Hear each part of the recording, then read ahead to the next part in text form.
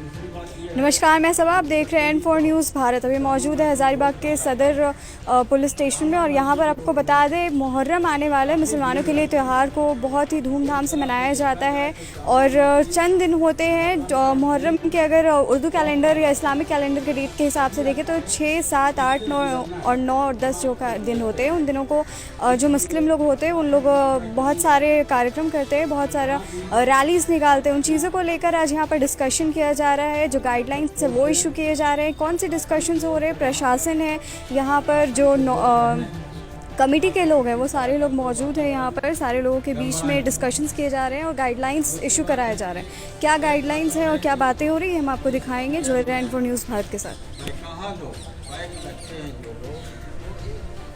Move की तरह चलते हैं, मूव होता है और काफ़ी भीड़ होती है उसमें। उसको खास करके ध्यान देना है कि उस पर रूट का ध्यान देना पड़ेगा। जो जहाँ पर जैसे करबला है, जहाँ इमामबाड़ा है, उस जगह पे उसका रूट को निर्धारित किया जाए ताकि वो मतलब है कि दूसरे एरिया में उस मूव को रन नहीं करे, ताकि किसी तरह का वातावरण खराब होने का डर रहता है, जो हम लोग को देखा होगा। इसलिए उसका रूट को निर्धारित जरूर करें। और त्यौहार का मौका है, सीओ साहब, थाना प्रभारी हमारे दोनों हैं, दोनों आ रही तो सदर थाना प्रभारी तो है ही भाई, 2 थाना प्रभारी और भी हैं। आप लोगों से आग्रह ये है हमारा कि हम लोग की मेन बैठक हुई नहीं डीसी साहब, एसपी साहब से, तो आप ही लोग से हम लोग रिक्वेस्ट करते हैं कि हम लोग को त्यौहार को देखते हुए पानी का सुविधा मिलना चाहिए। पानी की कमी नहीं, क्योंकि 10 दिन ये चलता है, आज 3 हो गया, तो ये 10 दिन चलता है ये मुहर्रम। पानी की दिक्कत नहीं होनी चाहिए। दूसरा, हमारे सफाई जो ये नगर पालिका की ओर से होनी चाहिए ताकि लोगों को बोलने का मौका नहीं मिले। इसलिए सीओ साहब कि हम लोग आते हैं, हम लोग को भी पकड़ा जाता है कि पीस कमेटी में क्या बोले आप, पीस कमेटी में क्या कह के आए हैं, एक प्याली चाय पिए, एक बिस्कुट खाएं और चल आए हैं। हम लोग को भी जवाब देना पड़ता है। इसलिए हम लोग अपनी बात को रखते हैं।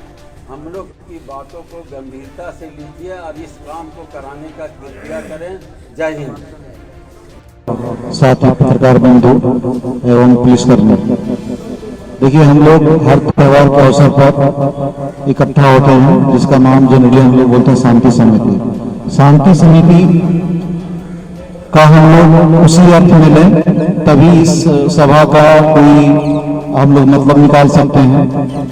अगर मान लीजिए शांति समिति हम लोग बैठते हैं ताकि कोई भी त्यौहार शांति एवं सौहार्दपूर्ण से उसको संपन्न किया जा सके, लेकिन वही अगर पुराने तरीके से हम लोग का वही जिद रहा कि नहीं, प्रशासन ये बोलता है और हम इस प्रकार से ही मनाएंगे, तो वो भी हम लोग आपसे समझने वाला बात नहीं, क्योंकि यहाँ इसलिए बैठते हैं कि जो दोनों तरफ से कुछ भ्रांतियां हैं या फिर आप जो चाहते हैं या फिर प्रशासन क्या चाहता है, उसी के बीच में तालमेल बैठा करके हम लोग त्यौहार को संपन्न करें।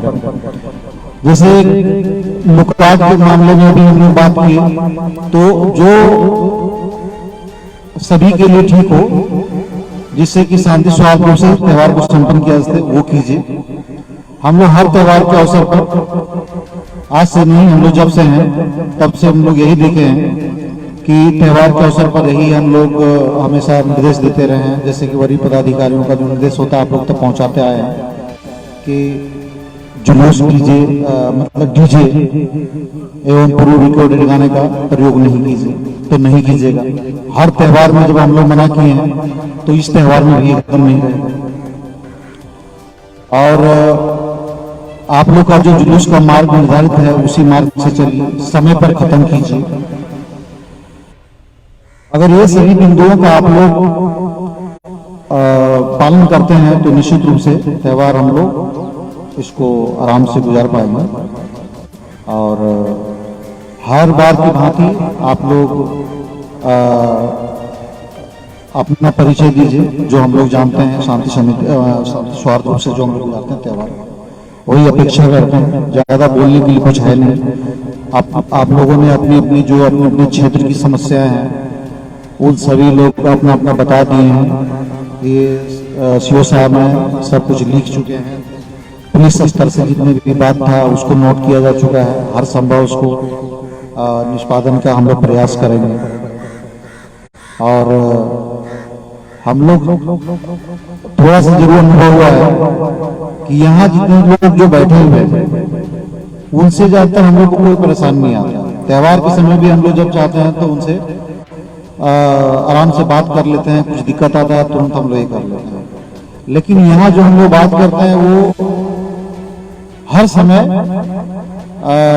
त्यौहार के जितने भी मतलब मनाने वाले लोग हैं, जैसे बच्चे हो गए या फिर टीनेजर हो गए जो ज्यादा उमंग से मनाते हैं, और अगर खराब करते हैं तो उन लोग के माध्यम से ही चिंगारी लगाने वाला काम होता है। तो वो बात वहां तक पहुंचे। अपेक्षा रहेगा कि हर अपने मोहल्ले में या कस्बे में जा करके एक बार जरूर उन लोग को बताएं कि कैसे त्यौहार को सहजता से हम लोग गुजारें और क्या उसके लिए ठीक हो सकता है। और ज़्यादा कुछ कहना नहीं है। आप लोग खुद ही काफ़ी समझदार हैं। हम लोगों ने अभी तक देखा है, ये कोई मिर्च मसाला लगाने वाली बात नहीं है। हम लोग का 3.25 साल हो गया।